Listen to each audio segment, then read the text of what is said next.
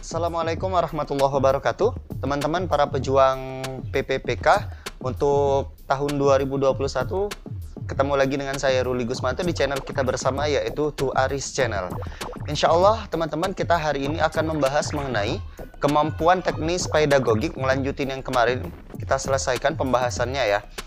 Dan di sini ada beberapa soal, lebih kurang ada 7 soal yang akan kita bahas melanjut pembahasan yang kemarin dengan materi yang berbeda dengan yang kemarin dan pembahasan juga yang berbeda. Oke, langsung saja kita mulai videonya berikut ini. Soal nomor 1, yaitu pembahasan dengan kompetensi melaksanakan pembelajaran. Capaian pembelajaran yaitu melaksanakan pembelajaran dengan mewujudkan suasana dan proses pembelajaran yang sesuai dengan kaidah pedagogik untuk memfasilitasi pengembangan potensi diri dan karakteristik siswa dengan indikator esensial, yaitu melalui paparan kasus, peserta dapat memberikan pilihan pemecahan masalah dalam pelaksanaan pembelajaran untuk mengembangkan potensi siswa. Kita bahas soal nomor 1-nya ya teman-teman. Seorang guru senior mengajar siswanya dengan metode diskusi dan menggunakan media gambar yang sudah berlangsung dari tahun ke tahun. Pada awal tahun semester baru 2019, siswa di kelas tersebut diketahui 70% memiliki preferensi belajar kinestetik, sehingga mereka tidak fokus pada saat pembelajaran dan diskusi berlangsung. Siswa lebih senang jika mengerjakan tugas yang diberikan oleh guru. Dari kasus tersebut, strategi pembelajaran yang tepat yang dipilih oleh guru adalah A. Kooperatif, B. Project based learning, C. Kontekstual, D. Inquiry, E. Discovery. Kita bahas ya teman-teman. Jadi sebelum kita mengetahui jawabannya, kita harus memahami dulu model-model pembelajaran dan karakteristiknya. Sama seperti video kami sebelum ini ya, tentang PPPK, juga dijelaskan mengenai berbagai macam model-model pembelajaran dan karakteristiknya, pembeda-pembedanya. Yaitu yang pertama, kooperatif.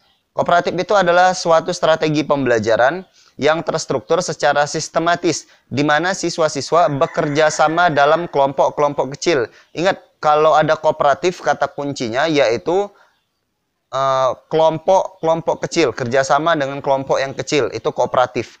Kemudian, project based learning adalah strategi pembelajaran berdasarkan penerapan proyek dengan melibatkan siswa menyelidiki masalah dunia nyata. Itu project based learning. Ingetin, adanya proyek, penerapan proyek dengan melibatkan siswa dalam menyelidiki masalah yang real. Ingat, itu kata kuncinya.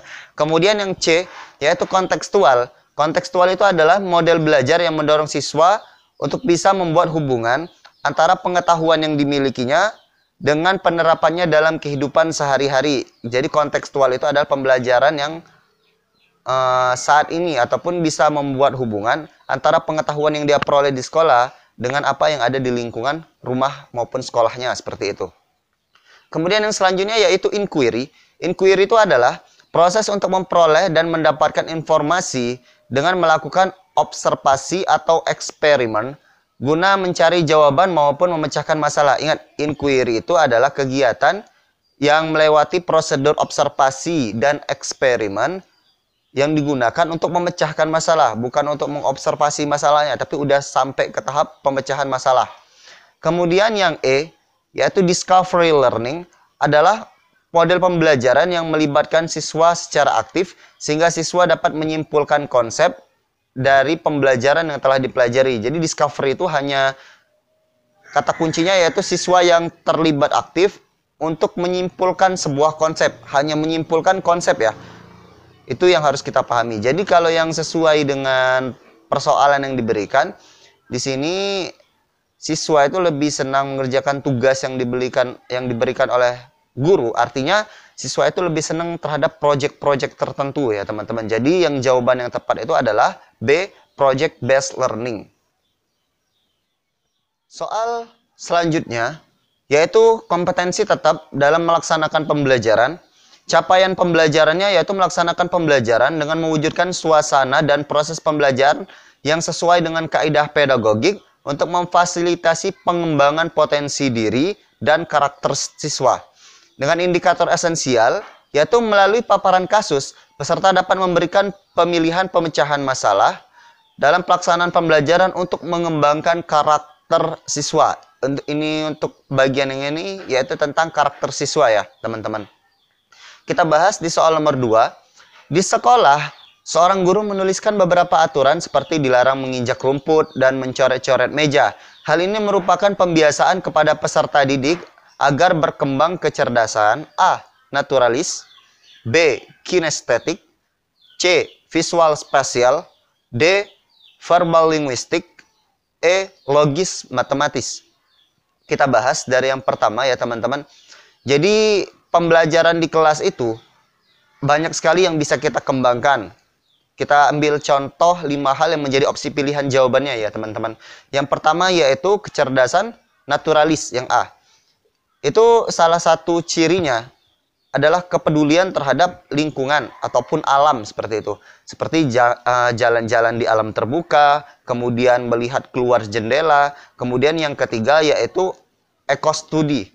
Ekostudi ini lebih ke kepedulian terhadap lingkungan seperti tidak menginjak rumput, tidak mencoret-coret bangunan, kemudian menjaga tanaman. Ini merupakan bagian dari kecerdasan naturalis. Jadi yang B yaitu kecerdasan kinestetik. Kecerdasan kinestetik ini yang berhubungan dengan pelaksanaan dengan anggota tubuh. Seperti yang pertama, respon tubuh, di mana kalau kita kasih contoh siswa diminta untuk mengangkat tangan ketika ada pertanyaan. Itu kinestetik. Kemudian teater kelas atau bisa kita sebut dengan drama.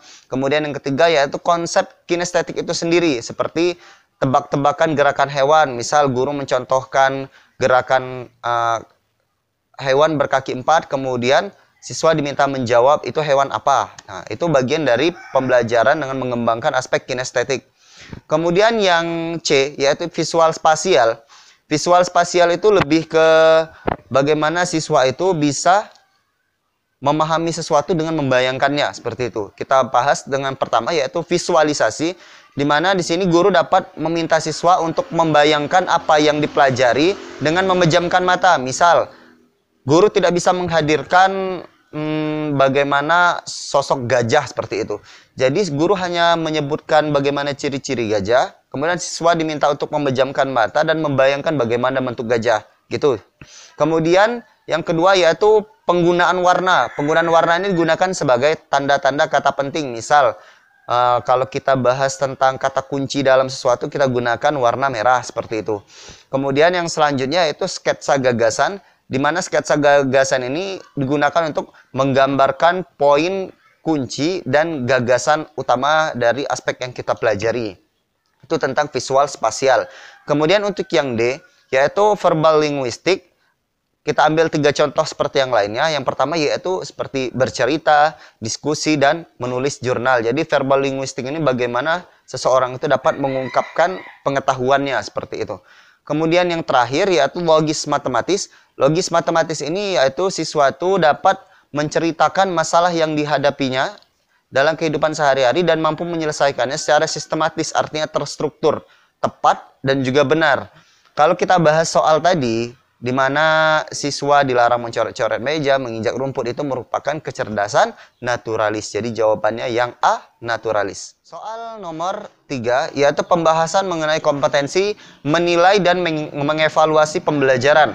Dengan capaian pembelajaran, di mana melaksanakan penilaian otentik holistik yang mencakup ranah sikap, pengetahuan, dan keterampilan. Kita bahas indikator esensialnya, yaitu bagaimana mencermati RPP dan proses pembelajaran. Peserta dapat memberikan pilihan jenis penilaian otentik holistik terhadap aspek sikap. Kita bahas yang sikap terlebih dahulu ya teman-teman. Kita bahas nomor 3. Seorang guru ingin mengetahui kemampuan siswa dalam mengatur dan mengelola perbedaan pendapat ketika dilakukan diskusi kelompok. Kemudian guru tersebut membuat lembar daftar cek atau checklist dalam bentuk skala yang harus diisikan oleh siswa untuk menilai teman kelompoknya. Jenis penilaian otentik holistik yang dapat dipilih oleh guru tersebut yaitu A. Penilaian kinerja, B. Penilaian proyek, C. Penilaian portofolio, D. Pertanyaan terbuka. E. Penilaian diri. Kita bahas ya teman-teman. Yang pertama yaitu penilaian kinerja atau biasa kita kenal dengan performance assessment. Di mana di sini bentuk penilaian ini digunakan untuk mengukur status kemampuan belajar peserta didik berdasarkan hasil kerja dari suatu tugas. Jadi, instrumen yang biasa digunakan untuk mengukur kinerja ini seperti checklist atau daftar cek, kemudian catatan anekdot ataupun narasi, kemudian skala penilaian atau rating scale. Itu ya teman-teman. Kemudian yang B, penilaian proyek atau biasa didengar dengan proyek assessment, di mana ini adalah bentuk penilaian yang diwujudkan dalam bentuk pemberian tugas kepada peserta didik secara berkelompok. Itu teman-teman. Kemudian yang C yaitu penilaian portofolio. Penilaian portofolio itu adalah salah satu penilaian otentik yang dikenakan pada sekumpulan karya peserta didik yang diambil selama proses pembelajaran dalam kurun waktu tertentu. Jadi ini tentang hasil dari karya siswa itu. Jadi penilaian portofolio. Kemudian yang D yaitu penilaian otentik juga dilakukan dengan cara meminta peserta didik membaca materi pelajaran, kemudian merespon pertanyaan-pertanyaan yang bersifatnya terbuka. Kemudian yang E, penilaian diri atau biasa kita kenal self-assessment. Adalah suatu teknik penilaian di mana peserta didik diminta untuk menilai dirinya sendiri. Jadi kalau kita hubungkan dengan pertanyaan di awal tadi, tentang bagaimana guru tersebut membuat lembar daftar cek, kemudian membuat skala, membentuk skala ataupun rating scale yang harus diisikan oleh siswa untuk menilai teman kelompoknya, otomatis jawabannya adalah yang A, penilaian kinerja. Kita bahas pembahasan yang selanjutnya, yaitu dengan kompetensi menilai dan mengevaluasi dengan capaian pembelajaran di mana melaksanakan penilaian otentik holistik yang mencakup ranah sikap, pengetahuan, dan keterampilan. Indikator esensialnya, yaitu dengan mencermati RPP dan proses pembelajaran, peserta dapat memberikan pilihan jenis penilaian otentik holistik terhadap aspek pengetahuan. Tadi sikap, dan yang ini kita mulai pengetahuan ya teman-teman. Soal nomor 4. Jika guru memberikan penugasan kepada siswa yang bertujuan untuk mengukur kemampuan dan menghasilkan karya tertentu dan dilakukan secara berkelompok, maka jenis penilaian otentik yang tepat adalah A. Penilaian kinerja, B. Penilaian portofolio, C. Penilaian proyek, D. Penilaian jurnal, E. Penilaian diri. Kita bahas dari yang pertama. Penilaian kinerja ataupun performance assessment itu adalah sebagaimana tadi dikatakan di awal, adanya checklist, kemudian catatan anekdot atau narasi, dan skala penilaian atau rating scale. Kemudian penilaian portofolio. Penilaian portofolio ini adalah salah satu penilaian otentik yang mana dikenakan dengan sebagian karya dari siswa. Itu yang seperti dijelaskan di soal nomor 3 tadi ya teman-teman. Kemudian penilaian proyek ataupun project assessment, sebagaimana udah dijelaskan tadi juga, adalah penilaian yang diwujudkan dalam bentuk pemberian tugas kepada peserta didik secara berkelompok, project artinya. Kemudian jurnal. Jurnal itu rekaman tertulis tentang apa yang dilakukan peserta didik berkaitan dengan apa yang telah dipelajari. Itu jurnal artinya. Kemudian self-assessment adalah teknik penilaian di mana siswa diminta untuk menilai dirinya sendiri. Jadi yang sesuai dengan soal nomor 4 tentang mengukur kemampuan dalam menghasilkan karya tertentu yang dilakukan secara berkelompok, otomatis yang ada kalimat kelompoknya yang C, penilaian proyek. Soal nomor 5. Kita bahas yaitu tentang kompetensi menilai dan mengevaluasi pembelajaran. Dengan capaian pembelajaran, di mana melaksanakan penilaian otentik holistik yang mencakup ranah sikap, pengetahuan, dan keterampilan. Kita bahas indikator esensialnya, di mana dengan mencermati RPP dan proses pembelajaran, peserta dapat memberikan berbagai pilihan jenis penilaian otentik holistik terhadap aspek keterampilan. Ini yang terakhir, aspek keterampilan ya. Jadi nomor 5, pada akhir pembelajaran, siswa diminta untuk mendemonstrasikan tugas belajar yang diberikan oleh guru dengan tujuan agar siswa tersebut dapat mengaplikasikan kemampuan keterampilan yang dimilikinya dan guru dapat menilai kompetensinya. Instrumen yang dapat dipilih oleh guru untuk merekam hasil belajar yaitu A. Daftar cek atau checklist, B. Benar salah atau true or false, C. Pilihan ganda atau multiple choice, D. Menjodohkan atau matching, kemudian yang E. Jawaban bebas atau completion test. Jadi kita bahas ya teman-teman dari yang pertama daftar cek. Apa sih daftar cek itu? Daftar cek itu digunakan untuk melihat keterampilan siswa dalam kesehariannya. Itu kurang lebihnya ya teman-teman, sederhananya. Kemudian benar salah itu adalah di mana penilaian yang bersifat penguatan seperti memastikan suatu kejujuran yang dilakukan oleh siswa. Kemudian yang C, pilihan ganda ataupun multiple choice dan menjodohkan matching serta jawaban bebas itu lebih ke arah penilaian aspek kognitif ya teman-teman. Boleh bisa jadi menilai keterampilan tapi lebih condong untuk menilai kognitif ataupun pengetahuan. Jadi otomatis jawaban yang sesuai adalah yang A, daftar cek. Pembahasan yang keenam, dengan kompetensi menilai dan mengevaluasi pembelajaran. Dengan capaian pembelajaran, menggunakan hasil penilaian untuk meningkatkan kualitas pembelajaran. Indikator esensial, melalui paparan kasus, peserta didik dapat menganalisis hasil penilaian pembelajaran. Soal nomor 6. Sebagian siswa mengalami kesulitan menjawab soal tes pilihan ganda. Yang disusun oleh guru, hal tersebut dilakukan dan juga disebabkan materi dalam soal sebagian belum dipelajari oleh siswa. Karena materi tersebut seharusnya diberikan pada pertemuan berikutnya, hal yang harusnya dilakukan oleh guru dalam menyusun soal tes pilihan ganda pada aspek materi yaitu A. Soal harus sesuai dengan indikator. B. Pokok soal harus dirumuskan secara jelas. C. Pilihan jawaban harus homogen dan logis. D. Panjang rumusan pilihan jawaban relatif sama. E. Butir tes tidak tergantung pada jawaban sebelumnya. Kita bahas ya teman-teman. Jadi sebenarnya dalam penilaian ataupun menganalisis hasil penilaian pembelajaran itu, secara teoritis kualitas soal dalam tes bentuk objektif ya teman-teman dapat ditelaah dengan memperhatikan hal-hal berikut ini. Yang pertama yaitu butir harus sesuai dengan indikator yang telah ditetapkan. B. Hanya ada satu jawaban yang benar, jadi nggak boleh ada dua jawaban.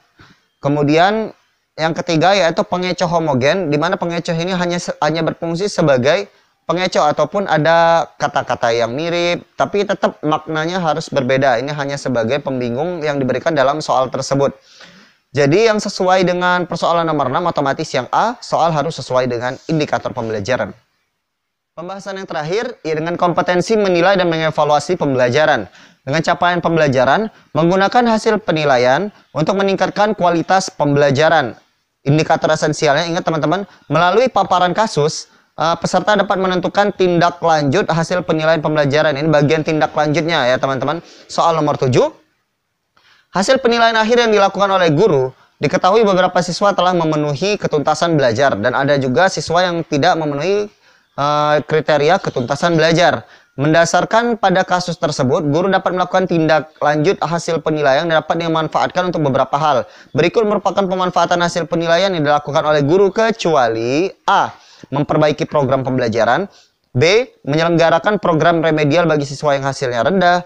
C. Menyelenggarakan program pengayaan bagi siswa yang hasilnya tinggi. D. Mengadministrasikan hasil penilaian. Kemudian yang E. Menyusun laporan hasil penilaian. Jadi kita bahas teman-teman ya. Salah satu tindak lanjut hasil penilaian itu sebenarnya banyak ya. Kita bahas sesuai opsi jawabannya. Jadi yang pertama itu adalah digunakan untuk memperbaiki program pembelajaran. Kemudian yang kedua, bagi siswa yang hasilnya rendah diadakan program remedial. Yang ketiga, bagi siswa yang hasil nilainya telah memenuhi standar ataupun hasilnya tinggi, diadakan program pengayaan. Kemudian yang keempat yaitu digunakan untuk menyusun laporan hasil penilaian. Jadi otomatis yang tidak termasuk dalam tindak lanjut hasil penilaian yaitu mengadministrasikan hasil penilaian siswa tersebut. Jadi jawabannya adalah yang D. Oke teman-teman, para pejuang PPPK untuk tahun 2021, kita tiba di penghujung video ini ya. Sayang sekali untuk hari ini kita cukupkan di sini. Semoga teman-teman udah memahami bagaimana itu kemampuan teknis pedagogik. Apabila ada pertanyaan silakan ketik di kolom komentar di bawah ini. Bisa juga langsung ke Instagram kami di mana @ruligusmanto. Jadi kita akan membahas mengenai beberapa hal ke depannya tentang PPPK dan CPNS ya teman-teman. Harap selalu aktifin notifikasinya agar teman-teman tidak pernah ketinggalan video yang telah kami berikan maupun video-video yang akan kami upload ke depannya ya teman-teman. Dan bagi teman-teman sebagai dukungan atas video kami yang belum subscribe, silahkan subscribe. Oke teman-teman, kami akhiri. Assalamualaikum warahmatullahi wabarakatuh.